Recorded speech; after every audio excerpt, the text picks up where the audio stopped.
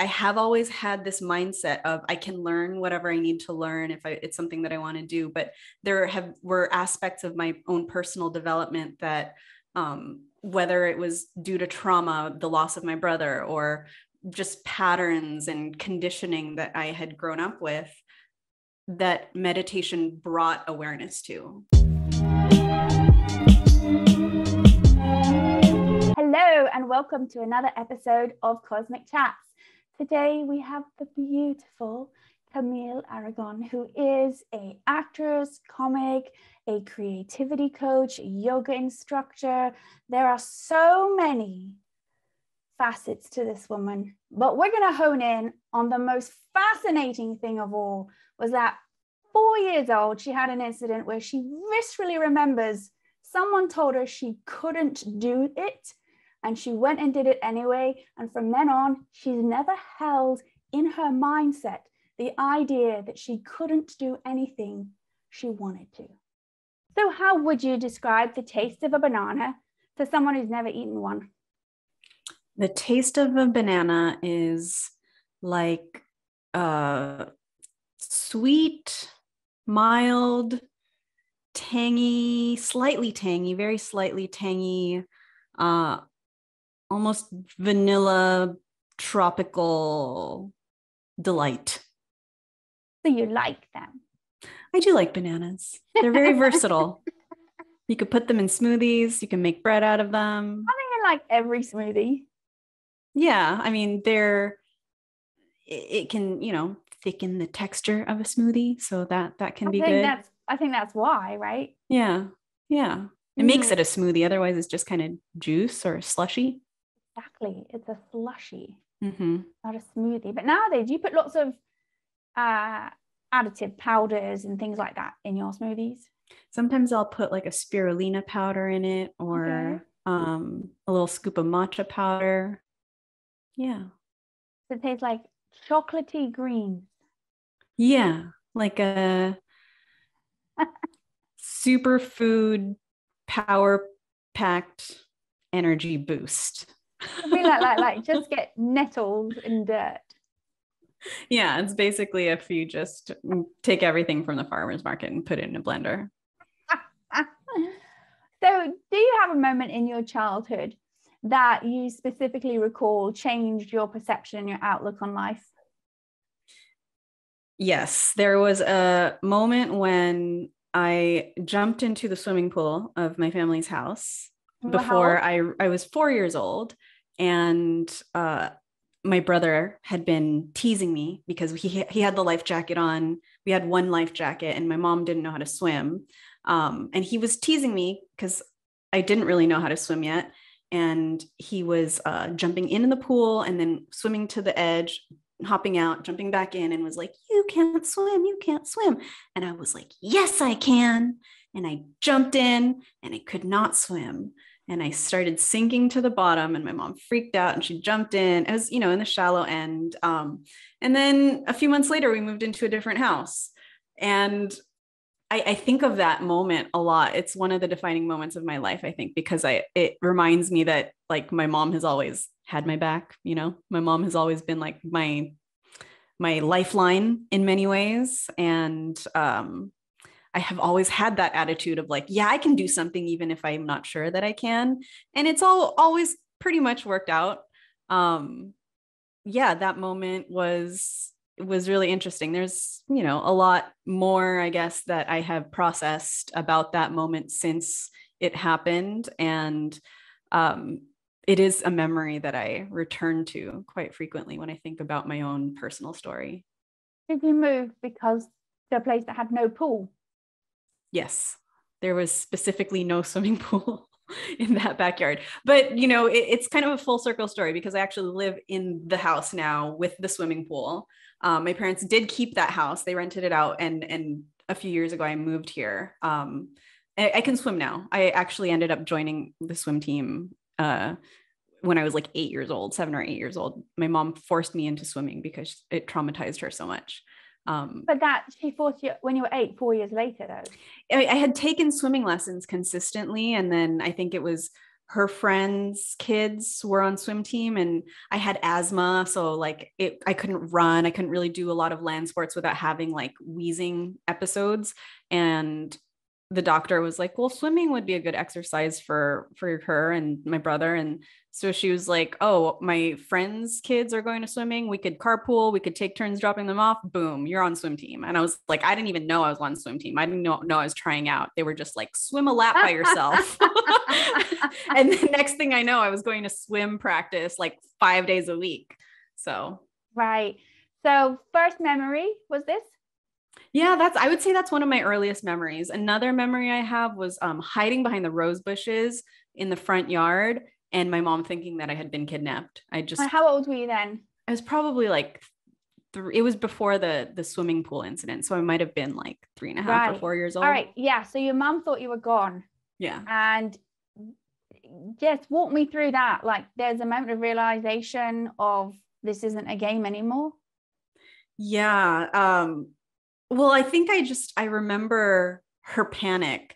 There's another memory too I have. Like, I guess we were pretty mischievous kids. So there was that moment of like hiding. I thought I was just playing hide and seek, and then she was freaking out and was just like, don't ever do that again. And then another time my mom was taking us somewhere. So we were in the car, and she was closing the garage door because we didn't have like one of the remote operated garage doors back then. So she had to get out of the car. The car was still running. Mm-hmm. She goes out to close the garage door. And then to this day, like we don't know who it was, if it was me or my brother, but one of us changed we moved the gear into reverse, and the car went into reverse and literally hit next door. Like we ran into the next door neighbor's house. Oh my God. But so there wasn't a street you were going to go back into. It was like into because the car going into somewhere. Yeah, the tire was like turned, so like the steering wheel was turned. So when we reversed it kind of like went into this U shape, and then we reversed into our neighbors. Like, yeah, I don't know how much damage there was, but I think I was probably like 3 then. Part of me thinks it was me. Yeah, you remember the incident, but do you remember the recourse? I don't really. I just remember my mom being like freaking out. And she was like, oh my God, I'm so sorry. I don't know if there was like damage, because I can't imagine that the car was going that fast. No one was pressing on the gas pedal, it was just, the kind of downslope of the driveway and then backing into the next door neighbor's house. So the memory of the pool, let's go through the drowning. Do you physically remember what that was like? I remember feeling like this increasing like 4-year-old rage of like, how dare you tell me I can't do something, my brother is 2 years older. And so I was like, the person he would pick on because I was an easy target. And so it was just my like indignation of like, how dare you? And I feel like I still have drowning that. Itself. Like, so yeah. Well, I jumped in, and I just remember kind of like seeing the water, being underwater, seeing kind of like a spot on the bottom of the swimming pool, and maybe for a moment thinking, oh, like I can't swim, but it happened so quickly. I can't like remember exactly how long I was underwater, but before I knew it, my mom was scooping me up. So you remember that with the perception change because of the emotional reaction that your mom had afterwards, and because you moved? Yeah, it was a lot of trying to understand too my mom's reaction, like her natural reaction to things as I process our relationship. How she is quite reactive and kind of does want to like have she needed like an extreme solution, like just eliminate that threat. And in the bigger picture of my story, I have thought about that incident because my brother has since passed away. And I think about that, I think about how he was kind of like this person that motivated a lot of my actions. and maybe even made me this type of person that has this like attitude of like, how dare you tell me I can't do something, you know? So do you still have that now he's not around? Do you still have that response, how dare you, to everyone else? I don't even really entertain the thought of someone telling me I can't do something, unless it's like slam dunking a basketball because I'm like 5'1", you know. But yeah, I really don't even entertain the thought of I can't do something. If I notice something that I am interested in and it scares me, those are usually the indicators that I should do it, that I should overcome the fear to do it. And I'm a big believer in like, you know, I have had like a long spiritual practice, a long meditation practice in yoga.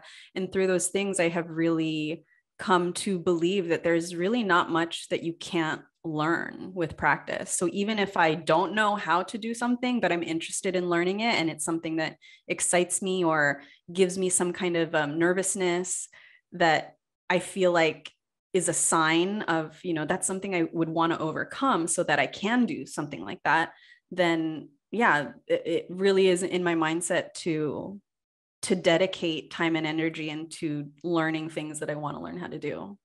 And if people are curious about the meditation that we are bringing to large numbers, there's a little image there of our ebook right now, Vedic Meditation Stories. You don't have to have a Kindle to download it. Anyone can. If you have Amazon Prime right now, I believe you can still get it, but all of the time of the recording, but it's soon going to be limited there, so we can actually get some donations into the nonprofit. And the nonprofit's idea is to go into underrepresented groups in wellness, to give them the option of learning a meditation practice that is self-sufficient and gives the body 2 to 5 times deep rest. And check it out. It's the only publication with real stories from people who've learned a practice, many of them from underrepresented groups. And all of the stories are in their words.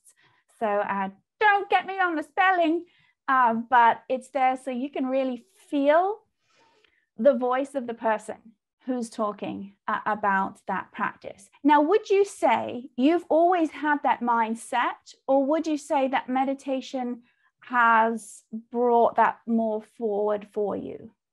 I do think F's.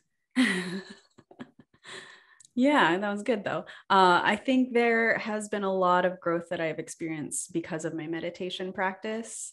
I think looking back at where I was when I was first learning about meditation, I was much more insecure, much more unsure of myself in many ways.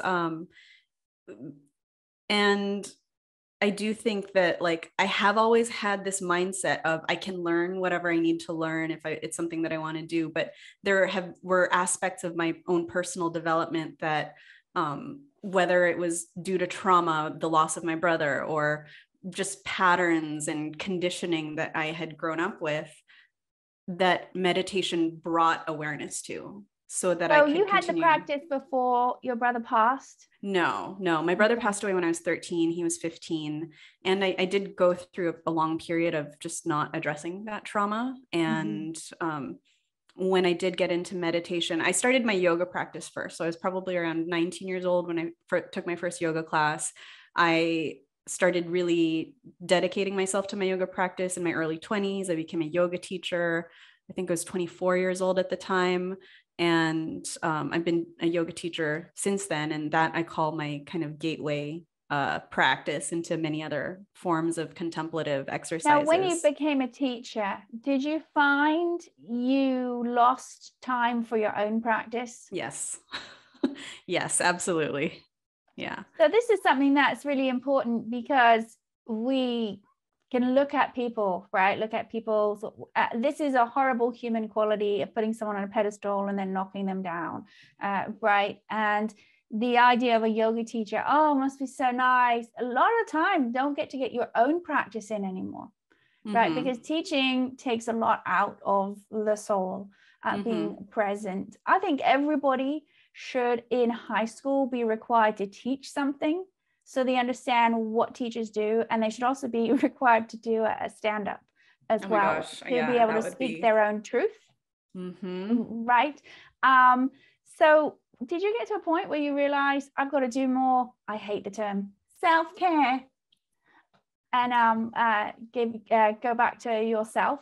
Yeah, I have gone through many different periods of reflection in terms of where was I sacrificing too much, where was I giving too much of myself to be this version of a yoga teacher I thought I needed to be at the time. I have certainly scaled back in the way I teach specifically yoga asana. I've integrated different practices. I think that's really important. I think it's important to have a comprehensive toolkit when it comes to whatever your self-care practices are. You know, self-care isn't just bubble baths and massages, you know, it is work, it's therapy, it's looking at yourself, it's completing challenging journal prompts and going within and doing a meditation practice and all of these different things that can help you just look at who you are and what you're going through and learn how to essentially be a friend to yourself and your experience in the moment. Do you remember back through your own eyes now when you were 4, the mindset of that indignation of that someone told me I can't do something? Was that something that you held that deep drive for a long time to preserve something, you think? I don't know if I was necessarily preserving anything. I think that there was already the seed of that indignation in my personality that what just happened to be exposed or come up in that moment. And because it was such an emotionally charged moment for my family, you know, like, and it had repercussions, that it is one of those kind of like flashbulb memories of like, oh, I remember that, you know, not just because it's a story that has been told over the years in my family, but because like, I just remember the feeling of it happening. I remember the emotions of the people around me. And it was like, you know, I never felt shame because of it though. It's almost, so you never had any shame of that self-worth that a lot of people have? Not from that incident, no, because like the house we moved into was bigger, so it was like an upgrade, you know, for you the did family. them but then this is the mindset though. I did them a favor.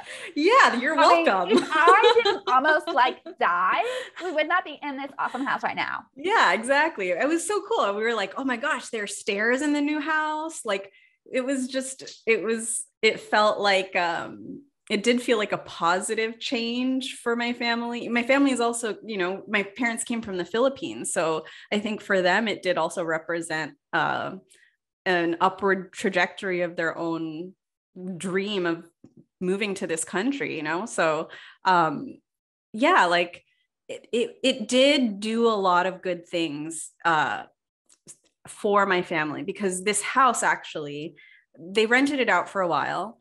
And then I had extended family from the Philippines that came here. And for like 20 years, this house was where a lot of my mom's side from the Philippines would live before they moved on. So I call this like my Filipino family halfway house, because like basically almost every member of my mom's side of the family has lived in this house at some point. So there's a lot of memories here. And yeah, it has been like kind of a landing place for a lot of them.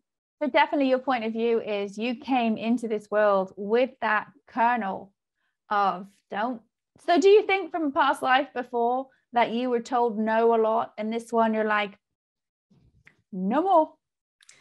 Maybe, yeah. I did have a psychic once tell me that he thought I was like a gypsy in a past life, but he was like, you weren't one of like the promiscuous ones. You had like 2 kids, you had to like care for them. I was like, but you know, someone had an opinion. I was like, okay. I think you in a past life were a victim of gypsy abuse. Maybe. So yeah, that was interesting.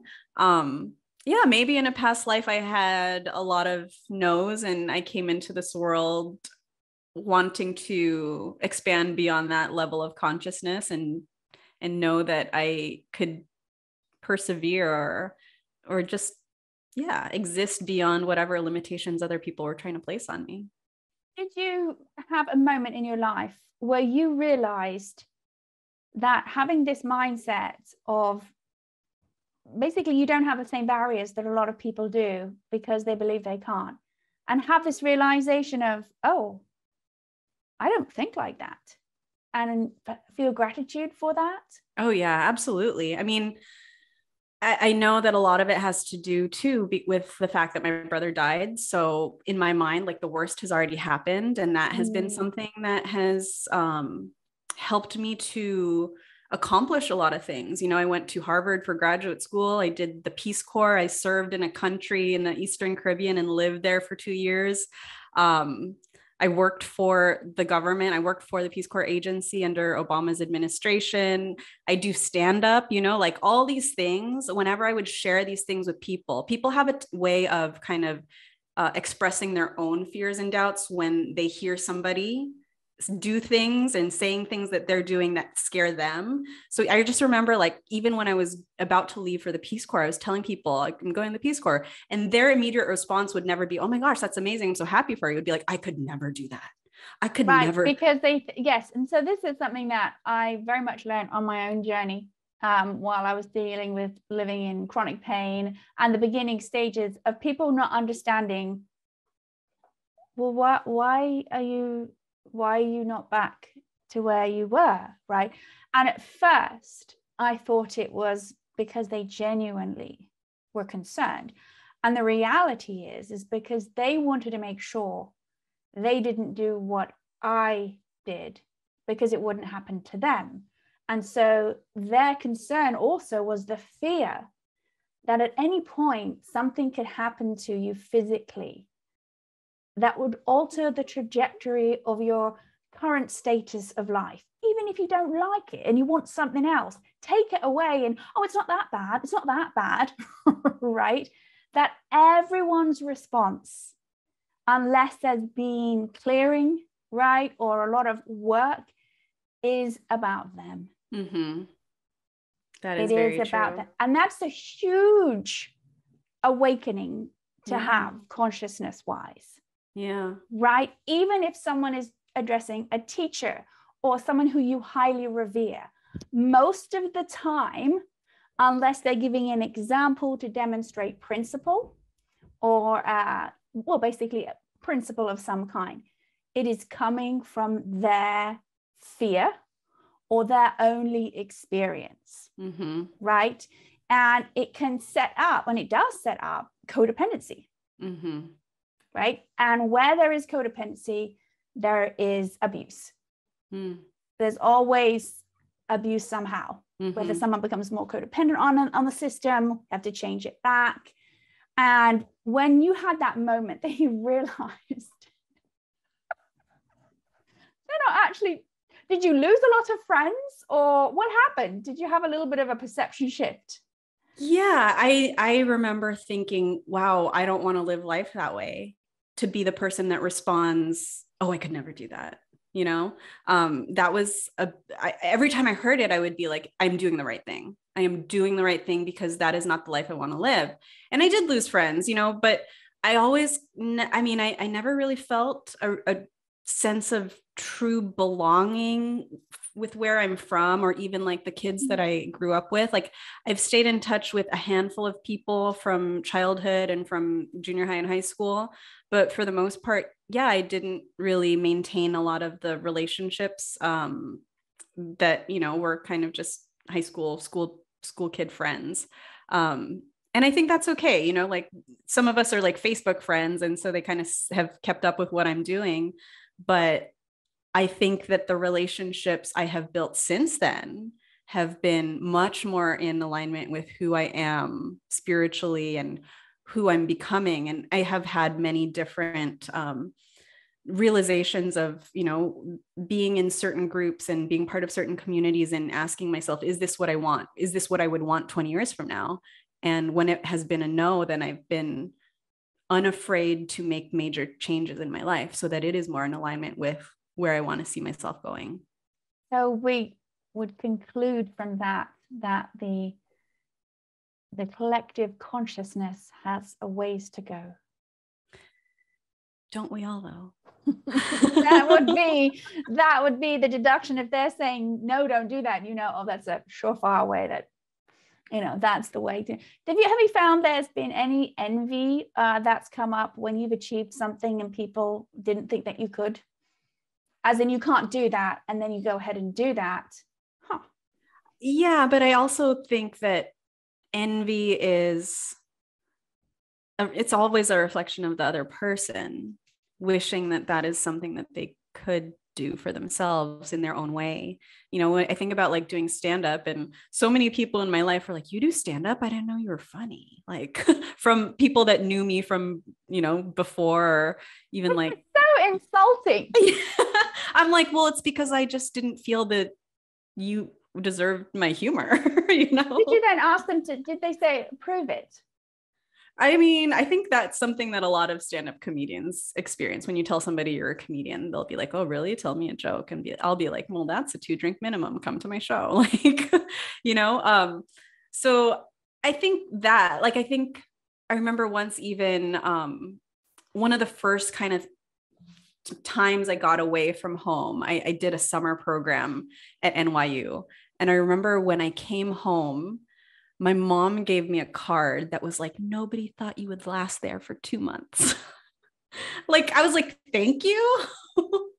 Thank you. I mean, I knew I could. Like, so I think I know that there was a lot of baggage there, as her being my parent, her being a parent who had already lost a child. Like, so there was a lot of wanting to hold me really close. But it was just an example of like, I knew that I've always been the biggest believer in myself, even when like, other people are projecting their fears onto me. And I don't think that it was like, oh, she can't do it. It was just that like my mom's friends were probably very much identifying with her story and her seeing how she had lost a child, and them wanting me to be so close to her and to stay close to home for her. But I was like, I can't do that for the rest of my life. I was like, or my early 20s, I needed to have my own experiences and go through my own challenges. And so it was just something that I think. Do you think it could be not only just love for your mom? Obviously, it sounds like it was sort of aunties that were like that, right? Yeah. Not maybe people your age. No, definitely not people my age. I mean, I think most, like my good friends, I remember them like, they were excited for me in that experience because they were like, I'm going to go to New York and visit you. Like, I got a place to stay in New York. Like, heck yeah, I'm going to come to see you. So I had like positive experiences with my friends there. But it was definitely a lot of parental figures and folks from that generation projecting what they wanted for me. Yeah, because if you don't do that, it's a threat to them. Yeah, like, oh my gosh, my kid might leave me too. Like if she's leaving and then my kid finds out, that might inspire my kid to also move across the country, which I'm like, well, they should. Right. Well, I mean, there's codependency on children, yes, right? Absolutely. Right. Like that child is expected to look after me when I get older, blah, blah, blah. If you were to go back and whisper anything in your ear from when you were 4 or whatever happened, what piece of advice would you give yourself? I would say to follow your heart and trust yourself. Were you not following your heart? Sounds like you are, though. Yeah. I mean, I think I was already doing it, but like, I think even in those moments, like I would question, I would still kind of work through different decisions and weigh out, potential consequences. And it's just a good reminder, even if you're already on that path, like, just keep trusting yourself, Well, thank you so much for sharing your vulnerabilities of your trust and your situations. We don't require anything. What we would request that you like and subscribe to the channel to help support the nonprofit. Please pop in the comments how much you love her. We will get deeper if you want to have her come back. And with that, thank you so much for joining us on another Cosmic Chats. Thanks so much for having me.